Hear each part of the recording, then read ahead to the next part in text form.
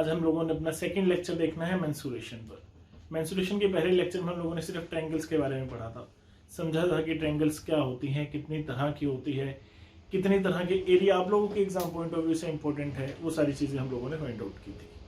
चलिए आज हम लोग बात करते हैं सर्कल की। तो सबसे पहले आप लोगों को पता होना चाहिए कि सर्कल होता क्या है। What is the definition of circle. Definition आप लोगों को पता होनी चाहिए। फॉर्मूला में भी आप लोगों ने बचपन से पढ़ा होगा, पर कारण क्या है उसके पीछे का, क्या क्या वैल्यूज नहीं हम लोगों ने सीखनी है, उसके बारे में बात करते हैं। तो सबसे पहले आप लोगों को डेफिनेशन पता होनी चाहिए सर्कल की, कि डेफिनेशन होती क्या है। डेफिनेशन सर्कल की बोलती है कि collection of all the points at equi distance from a single point. कोई भी एक पॉइंट, लेट इट बी एक पॉइंट है मेंसुरेशन में या ज्योमेट्री में, अगर सबसे छोटी की कोई है तो वो पॉइंट है। पॉइंट से ही मेंसुरेशन और ज्योमेट्री दोनों चीजें जनरेट की गई हैं। तो इस पॉइंट से इक्वी डिस्टेंस पर जितने भी पॉइंट होंगे उन सब की कलेक्शन सर्कल कहलाएगी। वो डिस्टेंस मैं इतना मान लेता हूँ, मैंने लेट कर लिया इतना डिस्टेंस इज मार्कर की इक्वल। तो मैं देखूंगा कि यहाँ पर एक पॉइंट लगना चाहिए था इतने डिस्टेंस पर, यहाँ पर अब नंबर ऑफ पॉइंट्स होंगे इतने ही डिस्टेंस पर। अगर उन सारे डिस्टेंस को उन सारे पॉइंट्स को मैं ऐड कर देता हूँ जो इस सिंगल पॉइंट से इक्वी डिस्टेंस पर है, तो वो मेरा सर्कल कहलाएगा। तो ये आप लोगों की डेफिनेशन है सर्कल की। डेफिनेशन आप लोगों को पता होनी चाहिए, एग्जाम में कहीं नहीं पूछी जाने वाली आप लोगों से। अब उसके बाद बात करते हैं कि हम लोगों ने पढ़ा था कि मेंसुरेशन टूडे में आप लोगों ने दो चीजें पढ़नी है, that is perimeter and area. और मैंने आपको पहले वीडियो में बताया था कि सर्कल की केस में हम लोग पेरीमीटर को सर्कमफ्रेंस भी बोल देते हैं। तो पेरीमीटर और सर्कमफ्रेंस एक ही बात होती है। और हम लोगों ने समझा था कि पेरीमीटर और सर्कमफ्रेंस होता क्या है। वो होता है कि आप लोगों ने एक सिंगल पॉइंट से चल करके किसी भी क्लोज फिगर में उसी पॉइंट पर वापस पहुंचना है। जैसे मैंने आप लोगों को एग्जांपल दिया था, इस पॉइंट से चलकर आप लोग अगर इसी पॉइंट पर वापस पहुंचते हो इन चारों डायरेक्शन को कवर करते हुए, तो आप लोगों का पेरीमीटर कहलाएगा। ट्रायंगल में हम लोगों ने पेरीमीटर देखा था, that is a plus B plus C, यानी कि sum of all the sides. अब यहाँ पर साइड्स तो है नहीं, लेट इट बी ये पॉइंट है a। मान लीजिए ये सर्कुलर पाथ है कोई, ये पॉइंट ए है, इस पॉइंट से चलकर आप लोग इसी पॉइंट पर जब वापस पहुंचोगे तो उसको पेरीमीटर या सर्कमफ्रेंस बोलते हैं, जो कि इक्वल होता है 2 पाई आर के, जो हम लोगों ने बचपन से पढ़ा है, दैट इज 2 पाई आर। अब ये आर क्या है, ये पाई क्या है, इसके बारे में बात कर लेते हैं हम लोग एक बार। सबसे पहले तो आर क्या होता है, आर होता है रेडियस। अभी मैंने आप लोगों को डेफिनेशन में बताया था कि collection of all the distance at equi distance. वो जो इक्वी डिस्टेंस था ना, उसको हम लोग रेडियस बोलते हैं। मैंने ये पॉइंट लेट करके इससे जितनी भी दूरी पर, लेट इट बी वो 8 सेंटीमीटर था, इस 8 सेंटीमीटर की दूरी पर जितने भी पॉइंट थे सबको मिलाया तो सर्कल बना था। तो इस डिस्टेंस को हम लोग रेडियस बोलते हैं। ये हम लोगों के पास होती है रेडियस। तो फॉर्मूला आप लोगों को बोलता है दैट इज 2 पाई आर। अब सबसे पहले पाई क्या होता है, व्हाट इज पाई। पाई होता क्या है जी, वैल्यू जरूर पढ़ी होगी हम लोगों ने, बचपन से वैल्यूज पढ़ी होगी 22/7 एंड 3.14। ये दो वैल्यूज पढ़ करके हम लोग बड़े हुए हैं पाई की। पर शायद ही किसी बच्चे ने डेफिनेशन पढ़ी हो पाई की अच्छे से, कि पाई होता क्या है, जनरेट कहाँ से हुई, कैसे यूज में लाई गई, इन सारी बातों के बारे में बात करते हैं। सबसे पहले तो आप लोग मुझे बताइए कि इन दोनों में से एग्जैक्ट वैल्यू कौन सी है। अगर पाई की एग्जैक्ट वैल्यू पूछ ली जाए आप लोगों से, लेट इट बी एक छोटा सा क्वेश्चन दे दिया जाए, what is the exact value of pi, that is 22/7 3.14। एक या दो ऑप्शन और बनाकर एक क्वेश्चन में डाल दिया जाए, कांट बी डिटरमाइंड, कुछ इस तरह से, तो एग्जैक्ट वैल्यू क्या होगी। तो देखिए ना तो 22/7 एग्जैक्ट वैल्यू है, ना 3.14 एग्जैक्ट वैल्यू है। पाई जो है इरेशनल नंबर है। अब इरेशनल नंबर होते हैं नॉन टर्मिनेटिंग और नॉन रिपीटिंग नंबर, जो ना तो कभी टर्मिनेट होंगे ना कभी रिपीट होंगे, तो उनकी एग्जैक्ट वैल्यू फाइंड आउट नहीं की जा सकती। पॉइंट्स में चलती रहती है, कभी कैलकुलेशन खत्म नहीं होती।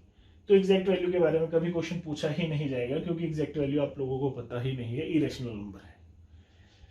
पर पाई आया कहां से, ये वैल्यू तो हम लोगों ने याद कर ली, चलिए कि 22/7 क्वेश्चन को इजी करने के लिए हम लोग 22/7 निकाल लेते हैं, या 3.14 भी यूज किया जाता है कहीं कहीं पर ये वैल्यूज आई कहां से, पाई जनरेट कैसे की गई। तो उसके लिए आप लोगों को सबसे पहले पाई की डेफिनेशन पता होनी चाहिए। पाई की डेफिनेशन लोगों को बोलती है द रेशियो बिटवीन और the comparison between diameter and circumference of a circle. किसी सर्कल के सर्कमफ्रेंस और डायमीटर में जो रिलेशन होगा वो आप लोगों का पाई कहलाता है। अब कैसे होते हैं सबसे पहले वो समझ लीजिए। आपको पता है कि सर्कमफ्रेंस होता है 2 पाई r। अब आपको पता है कि अगर मैं r को इंक्रीज कर देता हूं 2r में तो ये क्या कहलाता है, डायमीटर। डायमीटर होता है 2r। अभी समझेंगे कि डायमीटर इसको क्यों बोला जाता है, कहां से जनरेट किया, उसके बारे में बात करेंगे। अभी अब लोग देखिए कि c is equal to that is circumference is equal to 2 pi r, then your pi must be equal to circumference over 2r। इन दोनों वैल्यूज को डिनोमिनेटर में लिया है और इसका मतलब होगा c ओवर d। यानी कि पाई आप लोगों का बोलते हैं रिलेशन और ratio between circumference of and diameter of a circle. तो पाई की डेफिनेशन आप लोगों की ये बोलती है। अब पाई की वैल्यू निकाली कैसे गई थी उसके बारे में बात कर लेते हैं। देखिए क्या था, अभी तक हम लोगों को पाई नहीं पता था कि पाई है क्या है। अभी तक हम लोगों को सिर्फ इतना पता था कि सर्कल होता है कुछ। हम लोग क्या कर रहे थे, कोई भी एक पॉइंट लेकर के उससे इक्वल डिस्टेंस पर सारे पॉइंट्स को मिलाते जा रहे थे और सर्कल बनता जा रहा था। एक छोटा सर्कल बना, एक उससे बड़ा सर्कल बना, अलग अलग साइज के सर्कल बनाए गए। जब नंबर ऑफ सर्कल्स बनाए गए अलग अलग, तो हम लोगों ने देखा कि जो इक्वी डिस्टेंस है यानी कि जो रेडियस है, इसको अब तक नाम दे दिया गया था रेडियस का, तो ये जो रेडियस है और ये जो सर्कमफ्रेंस है इसका रिलेशन हमेशा एक कांस्टेंट वैल्यू आ रही है। उस कांस्टेंट वैल्यू को हम लोगों ने पाई माना और जब वो फाइंड आउट की तो वो हर केस में 22/7 है 3.14 आप लोग अभी के लिए मान करके चलिए। हालांकि वो इरेशनल नंबर था तो वो इरेशनल फॉर्म में ही आ रही थी हर बार। तो कोई एक वैल्यू आ रही थी कांस्टेंट, तो उस कांस्टेंट को वहां पर नाम दिया गया पाई। तो यहां से पाई जनरेट हुई आप लोगों के पास। अब पाई से आप लोग जितने भी आंसर निकालते हो सर्कमफ्रेंस के या एरिया के, वो कभी भी एग्जैक्ट नहीं होते, क्योंकि पाई की एग्जैक्ट वैल्यू नहीं है तो आंसर भी आप लोगों का एग्जैक्ट नहीं आएगा। पर हम लोग डेली लाइफ में या एग्जाम पॉइंट ऑफ व्यू से जितने भी क्वेश्चन मान करके चलते हैं उन सारी वैल्यूज को 100% सही मान करके चलते हैं। अगर मैं आप लोगों को रेडियस दे दूं इस सर्कल की और आपको बोल दूं फाइंड इट्स एरिया, तो आप लोग सीधा फॉर्मूले में पुट कर दो that is pi r square, पर वो एग्जैक्ट आंसर नहीं होगा। ठीक है, पर एग्जाम पॉइंट ऑफ व्यू से या डेली लाइफ की रूटीन की अगर हम लोग बात करें वो एग्जैक्ट आंसर ही माना जाएगा। चलिए, तो ये आप लोगों के पास बात थी पाई की। अब हम लोग देखते हैं सर्कल के बारे में बात करते हैं कि सर्कल में कितनी वैल्यूज हैं, कौन कौन सी आप लोगों को पढ़नी है।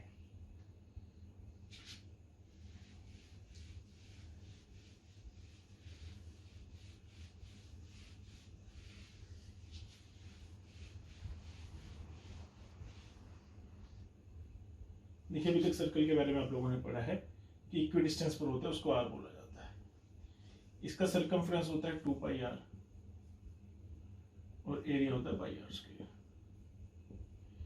एरिया का ही इंटीग्रेशन डिफरेंशिएशन करने के बाद आप लोगों के पास सर्कमफ्रेंस आ जाता है, 2 आगे आ जाता है, तो वो पाई आर स्क्वायर का ये 2 आगे आ जाएगा, वो 2 पाई आर बन जाएगा आप लोगों के लिए। तो एरिया होता है इसका पाई आर स्क्वायर। वैसे भी आप लोग देखोगे कि सर्कमफ्रेंस 1 डायमेंशनल है, यहाँ पर आर एक ही बार यूज हो रहा है, और एरिया 2 डायमेंशनल है क्योंकि आर 2 बार यूज हो रहा है। अब देखिए सर्कल को काटने के 2 तरीके होते हैं। या तो आप लोग सर्कल को इस तरह से काटोगे जिस तरह से केक काटा जाता है, ठीक है, या हम लोग सर्कल को इस तरह से कट करते हैं। ये 2 ही तरीके होते हैं सर्कल को कट करने के लिए। अगर स्ट्रेट लाइन की बात की जाए, ऑल्दो जिगजैग से आप लोग जितने मर्जी बात काट लीजिए, तो अगर हम लोग इस फॉर्म में काटते हैं जिस फॉर्म में हम लोग केक काटते हैं, तो इस चीज को बोला जाता है sector, that is minor sector, that is major sector. आधे पार्ट से जो छोटा होगा उसको माइनर बोला जाएगा। अगर एक पार्ट माइनर है तो दूसरा हमेशा ही मेजर कहलाएगा। That is your minor sector and that is your major sector. अगर हम लोग इसको एक स्ट्रेट लाइन से काटते हैं, देखो इस केस में हम लोग क्या करते हैं कि जो रेडियस थी, सेंटर पॉइंट था, रेडियस की हेल्प से इसको कट करते हैं, वो सेक्टर कहलाता है। अगर हम लोग इसको स्ट्रेट लाइन से कट करते हैं जिसको कि हम लोग कोड बोलते हैं, दैट इज कोड। अगर हम लोग किसी कोड से एक सर्कल को कट करते हैं तो वो भी इसके 2 ही पोर्शन बनेंगे, that is minor segment and that is major segment. तो यहां पर आप लोग देखोगे कि हाफ से जो कम होगा वो माइनर सेगमेंट कहलाएगा और जो हाफ से बड़ा होगा वो मेजर सेगमेंट कहलाएगा। और जो ये स्ट्रेट लाइन होती है इसको हम लोग कोड बोलते हैं। अब कोड का क्या यूज है, कोड पर एक क्वेश्चन आप लोगों को बन सकता है डेफिनेशन बेस, उस क्वेश्चन को देख लेते हैं, बेसिक समझ लेते हैं, डेफिनेशन आप लोगों को खुद क्लियर हो जाएगी। अब मान लीजिए कि एक सर्कल है, यहां पर मैं बात करता हूं इस कोड की। दैट इज कोड ए बी, और यहाँ पर बात करता हूँ दैट इज कोड सी डी। अब मैं आप लोगों से पूछता हूँ कि कोड ए बी बड़ी होगी कि कोड सी डी बड़ी होगी, तो आप लोग जाहिर सी बात है कि आंसर बताने वाले हो कि ए बी बड़ा है भाई। अब देखिए अगर मैं इन दोनों के बीच में एक और कोड बना दूंगा let it be E F, तो आप बोलोगे कि सबसे बड़ी कोड है ए बी, उसके बाद ई एफ, उसके बाद सी डी। अच्छा अगर मैं इसको और नीचे लेकर के जाऊंगा, यानी कि सेंटर से जितना दूर हम लोग जाते चले जाएंगे ये कोड छोटी होती चली जाएगी। ये जी एफ मान लीजिए, जो भी नाम इसको दे लीजिए, वो छोटी होगी। एक टाइम आएगा कि वो कोड सिर्फ एक पॉइंट पर रह जाएगी, तो हम लोग उसको प्रॉपर कोड भी नहीं बोल पाएंगे, क्योंकि कोड की कोई डेफिनेशन होती है। वो डेफिनेशन आप लोगों को पता होनी चाहिए। कोड की डेफिनेशन होती है स्ट्रेट लाइन वो cut the circle eight 2 points. कोई भी एक ऐसी स्ट्रेट लाइन जो किसी सर्कल को 2 पॉइंट्स पे काटेगी। मान लीजिए ये सर्कल था, एक लाइन थी सीधी सीधी, ये इसको 2 पॉइंट पर काट कर चली गई, इसको आप लोग कोड बोलोगे। ये भी एक कोड होगी, ये भी एक कोड होगी। हालांकि इसकी प्रॉपर्टीज आप लोगों को नहीं पढ़नी, ज्योमेट्री में पढ़नी होती है। तो यहाँ पर आप लोगों को बताओगे कि कोड जैसे जैसे सेंटर से दूर जाती रहेगी छोटी होती चली जाएगी, इस पॉइंट पर वो मिनिमम हो जाएगी। या मैं ऐसा बोल सकता हूँ इस पॉइंट से जैसे जैसे हम लोग सेंटर की तरफ बढ़ते जाएंगे कोड बड़ी होती चली जाएगी। आप लोग देखिए कि यहाँ पर कोड मिनिमम है, सबसे छोटी है। यहाँ पर कोड थोड़ी सी इंक्रीज होगी, फिर और इंक्रीज होगी, बढ़ती चली गई, साइज बढ़ता चला गया। एक पॉइंट आएगा कि साइज बढ़ता चला जाएगा और मैक्सिमम पहुंच जाएगा।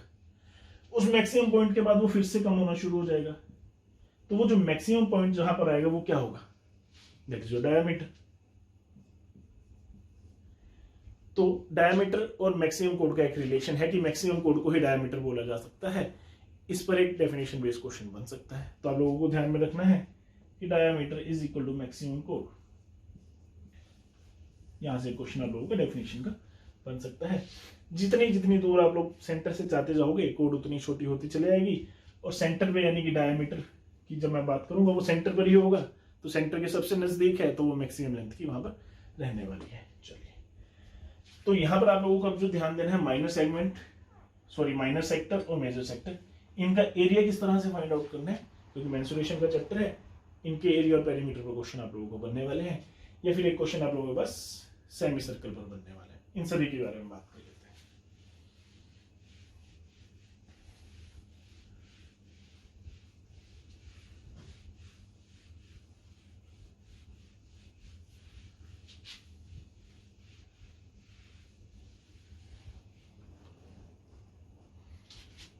एक कंप्लीट सर्कमफ्रेंस आप लोगों ने बताया जी 2 पाई आर, और एरिया जो कि डेल्टा से रिप्रेजेंट किया जाता है वो आप लोगों ने बताया पाई आर स्क्वायर।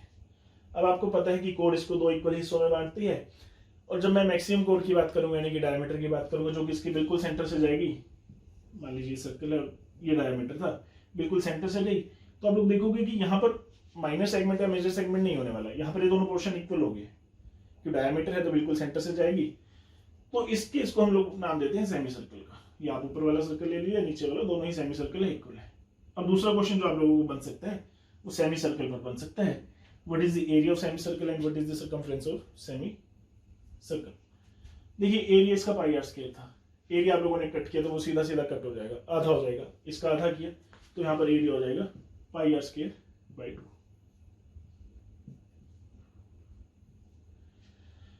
यहां पर आप लोगों का एरिया हो चुका है पाई आर स्क्वायर डिवाइड बाई 2। अब यहाँ पर हम लोग सर्कमफ्रेंस के केस में गलती कर सकते हैं। क्या गलती कर सकते हैं, हम लोग सोच सकते हैं कि इसका सर्कमफ्रेंस था 2 पाई आर, तो इसका डायरेक्ट हाफ कर देंगे, दैट इज पाई आर। ऐसा कुछ आप लोगों को ऑप्शन में मिल सकता है, या इस ऑप्शन को यूज करके जो आंसर निकलेगा वो आप लोगों को ऑप्शन में मिल सकता है, पर यह गलत है। क्यों, वो बेसिक फिर से ध्यान में लाइए कि सर्कमफ्रेंस या पेरीमीटर क्या होता है, किसी एक पॉइंट से चलकर उसी पॉइंट पर वापस पहुंचना। अब देखिए यहाँ पर आप लोग इस पॉइंट से चल रहे थे, चलकर वापस पहुंच गए, सर्कमफ्रेंस कहलाया। इस पॉइंट पर यहाँ से चले, यहाँ पर चले, आधा चले तो सिर्फ आप लोग अपोजिट साइड पर पहुंचे हो, अभी आप लोग वापस नहीं आए हो। इस पॉइंट पर तो वापस आए नहीं हो जहां से चले थे। अब इस पॉइंट पर वापस आने के लिए क्या करना पड़ेगा, आपको ये डिस्टेंस चलना पड़ेगा, जो कि किसके इक्वल है, आइदर 2 रेडियस और डायमीटर। तो ये आप लोगों को फॉर्मूला कुछ इस तरह से मिलेगा, circumference is equal to pi r plus 2r। Pi यहाँ से कॉमन निकाला जा सकता है, अलग अलग ग्रुप में आप लोगों को अलग अलग मिल सकता है, सॉरी रेडियस कॉमन निकाला जा सकता है, दैट इज पाई प्लस 2। या फिर 2r को आप लोग डायमीटर भी बोल सकते हो, तो पाई आर प्लस डायमीटर, किसी भी फॉर्म में आप लोगों को मिल सकता है। आप लोगों को लॉजिक क्लियर होना चाहिए, बेसिक क्लियर होना चाहिए, फॉर्मूला याद रखने की जरूरत है नहीं है किसी भी चीज की कि कारण क्या है, तो हम लोग सर्कमफ्रेंस कैसे निकालने वाले हैं। तो पहला केस था सर्कल का, दूसरा केस था सेमी सर्कल का। अब बात करते हैं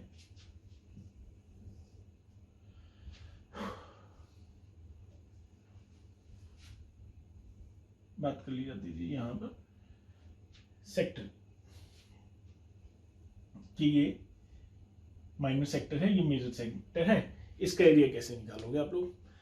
दोनों का भी पूछा जा सकता है, या किसी एक का निकल जाएगा तो कंप्लीट में से माइनर को घटा देंगे तो मेजर का आ जाएगा, या कंप्लीट में से मेजर को घटा देंगे तो माइनर का आ जाएगा, वो कर सकते हैं हम लोग। अब जब कभी माइनर सेक्टर और मेजर सेक्टर पर आप लोगों को क्वेश्चन पूछा जाएगा, एरिया पूछा जाएगा, तो यहाँ पर एक चीज गिवन होगी आप लोगों को, दैट इज थीटा। अब वो थीटा क्या है, वो एंगल है जी, इन दोनों रेडियस का बीच में जो एंगल है। What is the definition of angle? Angle की डेफिनेशन क्या है? द रिलेशन बिटवीन और the distance between adjacent two sides, दो साइड्स के बीच में जो भी डिस्टेंस होता है इन टर्म्स ऑफ रेडियन, उसको हम लोग एंगल बोलते हैं। ये दो साइड्स थी जो एडजेसेंट थी, एडजेसेंट का मतलब होता है किसी एक सिंगल वर्टेक्स से निकलना, तो ये एक सिंगल वर्टेक्स से निकल रही थी, तो ये आप लोगों का एंगल कहलाता है, जो नॉर्मली हम लोग रेट में थीटा में पढ़ते हैं। और दो 3-4 पैरामीटर हो सकते हैं उसको मापने के। मैक्सिमम क्वेश्चन आप लोगों को डिग्री में ही मिलता है, जो कि थीटा में ही मिलने वाला है।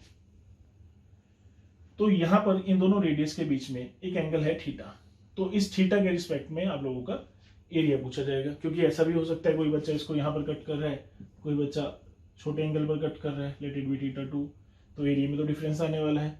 तो जो एरिया और सेक्टर डिपेंड करेगा वो आप लोगों के थीटा पर डिपेंड करेगा। अब थीटा पर किस तरह से डिपेंड करेगा उसके बारे में बात करिए। हालांकि मैं आप लोगों को डायरेक्ट फॉर्मूला लिखवा सकता हूँ यहाँ पर वर्थ नहीं है। उस चीज को समझिए एक बार, आप लोग समझ जाओगे तो शायद आप लोगों को फॉर्मूला याद रखने की जरूरत भी ना रहे।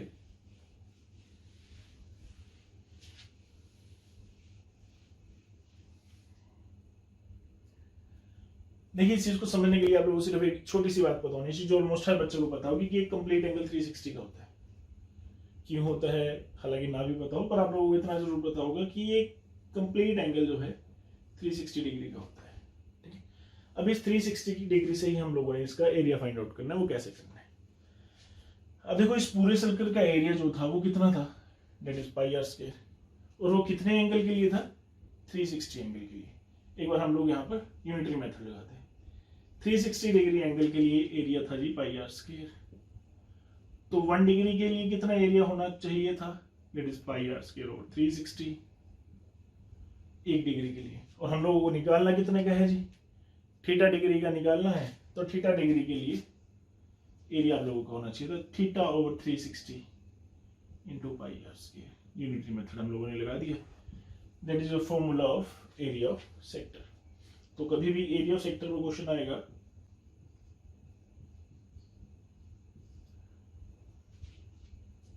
वहां पर आपको थीटा गिवन होगा, आप लोगों ने जस्ट थीटा पुट करना है, डिवाइड बाय 360, पाई आपको पता है दैट इज 22/7, आर की वैल्यू आपको गिवन होगी। इतना सा काम आप लोगों ने वहां पर करना है। तो ये आप लोगों का है एरिया ऑफ सेक्टर। अब एरिया ऑफ सेक्टर तो हम लोगों ने निकाल लिया। अब एरिया ऑफ सर्कमफ्रेंस कैसे निकालें या पेरीमीटर कैसे निकालें? अब मान लीजिए कि इस सेक्टर की बात कर रहा हूं मैं, इस पोर्शन को अलग से बनाता हूं। ये जो पीस आप लोगों ने कट किया था उसको हम लोगों ने साइड पे किया, ये थीटा एंगल है। अब इसका सर्कमफ्रेंस या पेरीमीटर पूछ लेगा। फिर से वही बात, एक पॉइंट से चलकर उसी पॉइंट पर वापस आना। इस पॉइंट से चले थे तो आप लोग देखोगे सबसे पहले ये लेंथ चले, फिर ये रेडियस चले, फिर ये रेडियस चले। तो आप लोग 2 रेडियस तो वहां पर ऐड करने वाले, उसमें कोई दिक्कत नहीं है। इस चीज की दिक्कत रहने वाली है कि ये जो आर्क है इसका एरिया कैसे निकाला जाएगा। सर्कल का जब भी कोई पार्ट कट किया जाता है तो उसको हम लोग आर्क बोलते हैं। इस आर्क का एरिया आप लोग कैसे फाइंड आउट करोगे उसके बारे में बात। अब यहाँ पर फिर से वो आप लोगों को रट्टा लगाने की, याद करने की जरूरत नहीं है। फिर से बेसिक यहीं से समझिए, ये नोट कर लीजिए एक बार जल्दी से।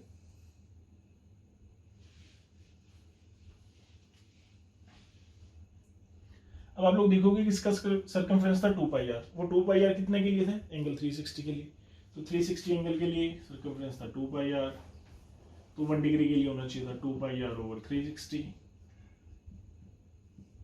और पाई आर ओवर 180। ये 1 डिग्री की बात की जा रही है। और आप लोगों को निकालना कितने का है? थीटा डिग्री का। तो आप लोग देखोगे theta over 180 into pi r. तो ये आप लोगों का ये आर्क की लेंथ हो चुकी है। अब सर्कमफ्रेंस निकालने के लिए आपको क्या करना था? आर्क की लेंथ में दोनों रेडियस भी ऐड करनी थी। तो आप लोग देखोगे circumference of sector must be equal to theta over 180 pi r plus 2r। ये फॉर्मूला है। हालांकि आप लोग यहाँ से r कॉमन निकाल करके r कॉमन निकालोगे, थीटा ओवर 180 पाई प्लस 2 रह जाएगा, बाहर ब्रैकेट में r रह जाएगा, वहां से भी निकाल सकते हो। तो बेसिक समझिए कि सर्कमफ्रेंस ऑफ सेक्टर होता है थीटा ओवर 180 पाई r प्लस 2r, और r आप लोग यहाँ से कॉमन निकाल सकते हो। हम लोगों ने क्या किया, जस्ट इस r की वैल्यू निकाली और ये 2 टाइम्स इसमें रेडियस ऐड कर दिया गया। तो ये आप लोगों के पास क्वेश्चन बन सकता था जहां से सेक्टर पर एरिया और सेक्टर का सर्कमफ्रेंस, ये 2 चीजें थी। अब आप लोगों को बचते हैं सेगमेंट।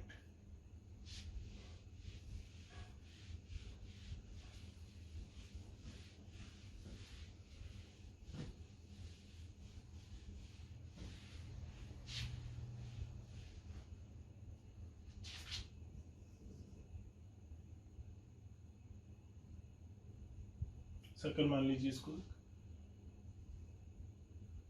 अब मान लीजिए यहाँ पर सेक्टर की बात करनी थी, सेगमेंट की बात करनी थी। ये एक कोड से मैंने इसको कट किया तो 2 सेगमेंट बन गए, that is minor segment, that is major segment. Area minor का भी पूछा जा सकता है, मेजर का भी पूछा जा सकता है। माइनर का निकालना है इजी, तो हम लोग माइनर का निकालना सीखते हैं। माइनर का पूछा तो डायरेक्ट निकाल देंगे, मेजर का पूछा है तो टोटल में से माइनर का सब्ट्रैक्ट कर देंगे। ठीक है जी।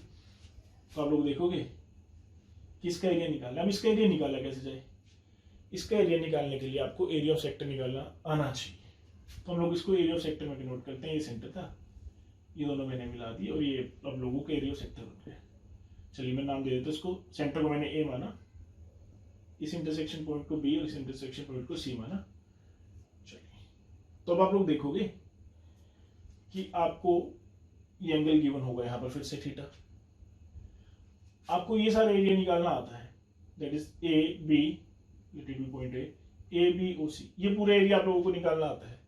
ये क्या है, that is area of sector. अब अगर इस एरिया ऑफ सेक्टर में से मैं इस ट्रायंगल का एरिया यानी कि ट्रायंगल एबीसी का एरिया सब्ट्रैक्ट कर दूं, ये वाला पोर्शन, ये शेडेड एरिया अगर मैं सब्ट्रैक्ट कर दूं तो मेरे पास सिर्फ और सिर्फ एरिया ऑफ सेगमेंट रह जाएगा। तो एरिया ऑफ सेगमेंट होता है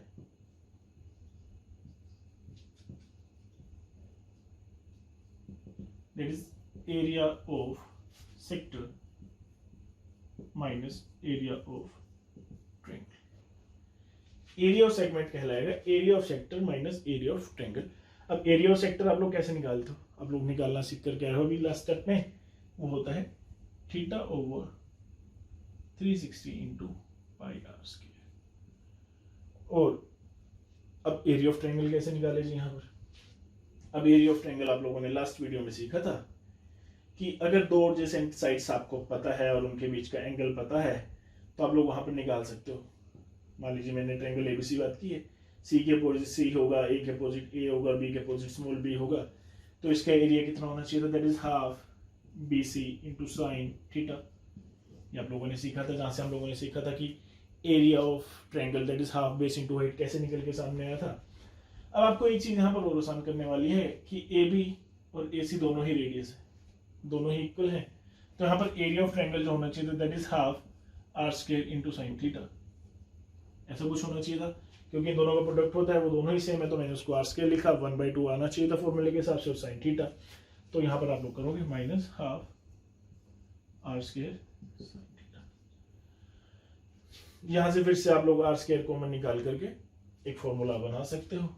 आर स्क्वायर कॉमन निकाला गया तो आप लोग देखोगे अंदर क्या बचा, थीटा ओवर 360 इंटू पाई और इधर से साइन थीटा डिवाइड बाय 2। तो ये आप लोगों के पास रहेगा एरिया ऑफ योर सेगमेंट। तो एरिया ऑफ सेगमेंट है आप लोगों का area of sector minus area of triangle. ये चीज समझ में आ गई है तो अच्छी बात है। फॉर्मूला याद करो ना करो कोई दिक्कत नहीं है, बस आप लोगों को समझ में आनी चाहिए।